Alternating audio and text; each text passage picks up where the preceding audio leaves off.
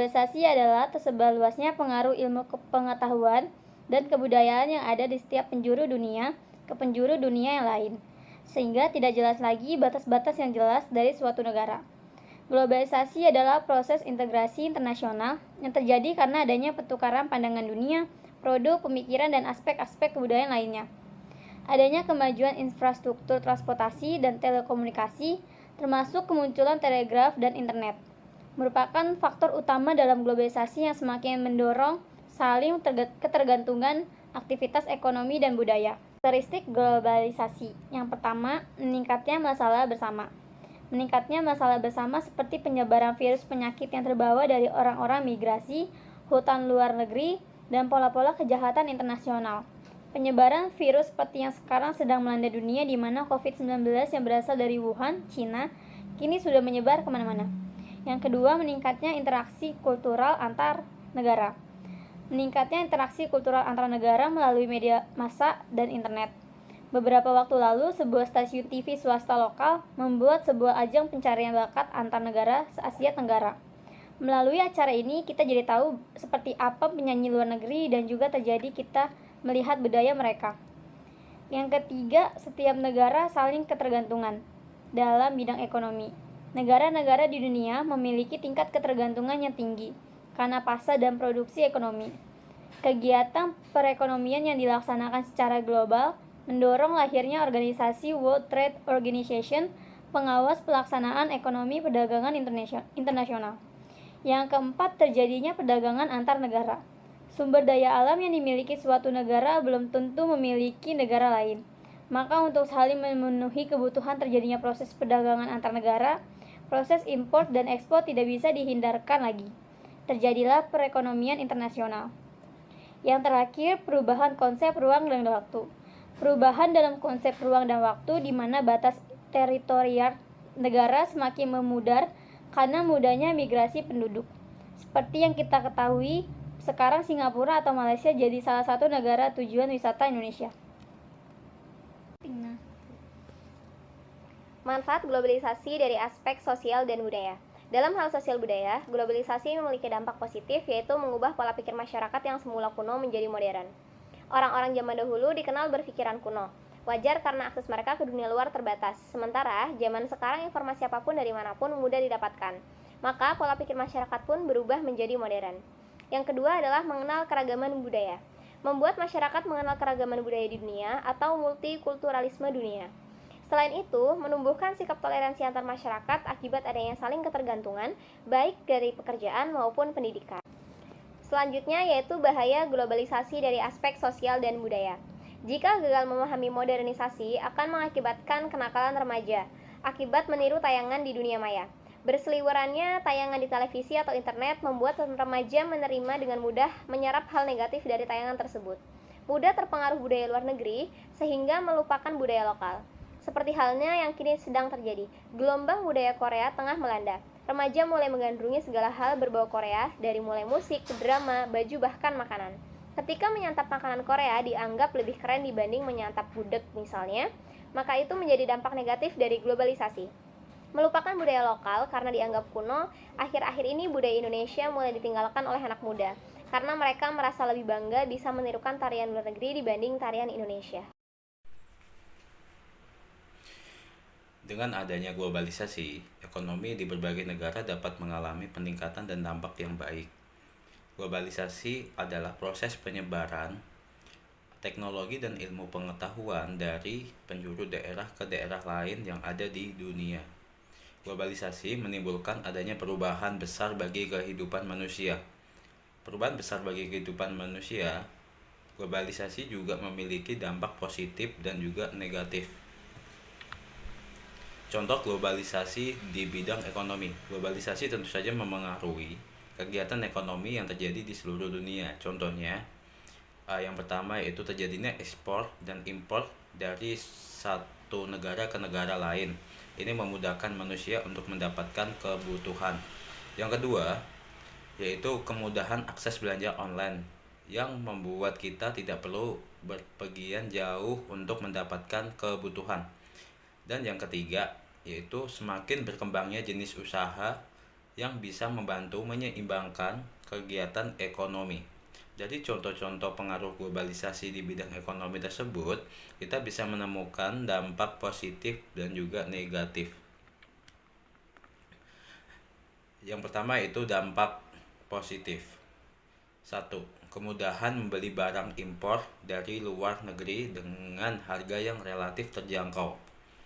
Misalnya, ketika perusahaan di bidang produk makanan dari luar negeri bekerjasama dengan Indonesia, sehingga kita bisa juga menikmati makanan tersebut. Kemudian, yaitu peluang bagi para pengusaha untuk mengekspor barang produksi ke kancah internasional. Selain kemudahan membeli barang impor, pengusaha yang menjual produk lokal juga dapat memasarkan produknya ke luar negeri. Ini bisa menguntungkan bagi pengusaha dan juga orang-orang yang terlibat di dalamnya, sehingga keadaan ekonomi semakin meningkat. Kemudian itu yang terakhir, dampak positif terbukanya kesempatan kerja di luar negeri. Dengan adanya hubungan antar negara yang baik akan membuka peluang adanya kesempatan bekerja di luar negeri. Ini bisa menguntungkan kedua belah pihak, baik dari perusahaan yang membutuhkan tenaga kerja dan orang-orang yang membutuhkan pekerjaan. Selain dampak positif, tentu saja ada dampak negatif yang terjadi terhadap bidang ekonomi. Berikut untuk contohnya. Dampak negatifnya yang pertama itu perilaku hidup konsumtif. Dengan banyaknya produk impor yang tersedia di harga terjangkau di Indonesia dapat memicu terjadinya perilaku hidup konsumtif. Yang kedua itu terjadinya persaingan bisnis, masuknya perusahaan dan bisnis luar negeri di Indonesia dapat menimbulkan persaingan dengan bisnis lokal, apalagi jika lebih banyak orang yang menyukai produk luar daripada buatan anak bangsa. Terus kemudian yaitu kekurangan lapangan pekerjaan. Banyak jenis usaha yang digantikan dengan teknologi mesin di berbagai bidang. Ini dapat menyebabkan terjadinya pemutusan hubungan kerja untuk pekerja manusia. Semakin banyak yang terdampak teknologi ini, maka semakin banyak juga yang kekurangan lapangan pekerjaan. Dampak positif dan negatif dari globalisasi dalam bidang teknologi dan pendidikan. Yang pertama, dalam bidang teknologi, dampak positifnya antara lain kemudahan dalam mengakses informasi dari internet. Kemudahan dalam mengakses informasi ini, jika disikapi dengan bijak, akan memberikan dampak yang sangat bermanfaat bagi kehidupan manusia.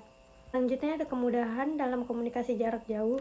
Pemanfaatan lapisan ionosfer untuk memperluas jaringan komunikasi telah mempermudah manusia untuk berkomunikasi satu sama lain. Yang ketiga ada kemudahan dalam sarana transportasi. Akses untuk mendapatkan tiket perjalanan pun kini dipermudah dengan adanya penjualan tiket online, baik melalui website resmi maupun website penyedia layanan penjualan tiket online. Lalu dampak negatif dari globalisasi dalam bidang teknologi antara lain maraknya kejahatan dunia maya. Kemajuan teknologi yang disalahgunakan menjadi hal yang perlu diperhatikan bagi negara-negara di seluruh dunia. Selanjutnya, tergesernya tenaga manusia. Terciptanya mesin-mesin canggih yang membantu pekerjaan manusia nampaknya memberikan sisi lain yang merugikan bagi manusia itu sendiri. Lalu yang ketiga, munculnya individualisme. Hadirnya smartphone saat ini nampaknya membuat orang lupa waktu. Bahkan ketika berkumpul, mereka lebih sering menatap layar smartphone daripada berkomunikasi secara langsung. Yang kedua adalah pengaruh globalisasi dalam bidang pendidikan. Adapun pengaruh positifnya antara lain, sistem belajar tidak selalu harus tatap muka. Tentunya hal ini dapat menjadi opsi bagi peserta didik yang mempunyai mobilitas tinggi, mengingat sistem e-learning bisa bersifat fleksibel. Lalu selanjutnya, meningkatkan mutu pendidik. Kini tenaga pendidik dapat leluasa dalam mengakses internet guna melihat tren pembelajaran di dunia hingga mencari referensi pembelajaran dari negara-negara lain di dunia. Lalu selanjutnya, kemudahan dalam mengakses informasi pendidikan. Hadirnya situs-situs yang menyediakan buku dalam bentuk digital atau e-book dapat diunduh secara gratis dapat menjadi referensi dalam proses pembelajaran, baik untuk pendidik maupun peserta didik. Lalu untuk dampak negatif dalam bidang pendidikan antara lain, meningkatnya kesenjangan sosial. Sekolah yang berada di wilayah pedalaman masih terus tertinggal karena sulitnya akses dan kekurangan modal. Lalu menurunnya kualitas moral siswa. Kemudahan mengakses informasi di internet tentu sangat mempengaruhi moral siswa. Melihat konten-konten yang tidak baik untuk dikonsumsi tentu saja dapat mempengaruhi perilaku siswa, baik secara langsung maupun tidak langsung. Lalu komersialisasi pendidikan. Kini sudah banyak instansi pendidikan yang didirikan dengan tujuan utama bukan untuk mencerdaskan anak bangsa, melainkan sebagai tempat berbisnis. Perkenalkan, nama saya Friliana. Saya ingin mempresentasikan dampak globalisasi di bidang pertahanan dan keamanan. Yang pertama, dampak positif globalisasi pertahanan dan keamanan yaitu yang pertama, terciptanya kerjasama antara bangsa dalam bidang pertahanan dan keamanan, baik regional, bilateral maupun internasional. Yang kedua, supremasi hukum dan demokrasi yang semakin baik di suatu negara. Yang ketiga, menegakkan hukum menjadi lebih profesional, transparan dan akuntabel. Yang selanjutnya ada menguatnya regulasi hukum dan peraturan perundang-undangan demi kepentingan masyarakat umum. Dan yang terakhir ada supremasi sipil yang menetapkan polisi dan TNI sebagai penjaga keamanan, ketertiban, dan kedaulatan negara. Sedangkan untuk dampak negatifnya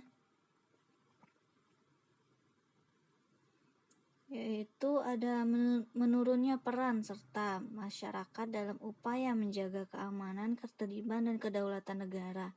Yang kedua, adanya tuntutan masyarakat kepada pemerintah semakin tinggi, bahkan mengajukan tuntutan tersebut dengan cara anarkis yang dapat mengganggu kestabilitas negara. Dan yang ketiga adalah menggunakan teknologi penggunaan teknologi oleh pihak-pihak tertentu untuk melakukan tindakan kejahatan yang berpotensi mengganggu keamanan, ketertiban, dan kedaulatan negara.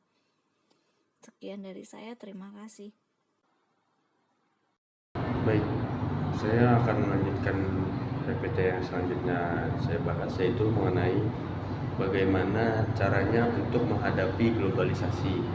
Yang pertama yaitu dapat mencintai produk dalam negeri, yang kedua menyaring budaya asing sesuai dengan panduan nilai, norma, dan tradisi lokal. Yang ketiga, memahami nilai-nilai kebangsaan dan Pancasila dengan sebaik-baiknya. Yang keempat, memasukkan kemajuan teknologi dalam pembangunan. Yang kelima, meningkatkan pengembangan usaha mikro. Dan yang terakhir yaitu memanfaatkan forum-forum kerjasama internasional.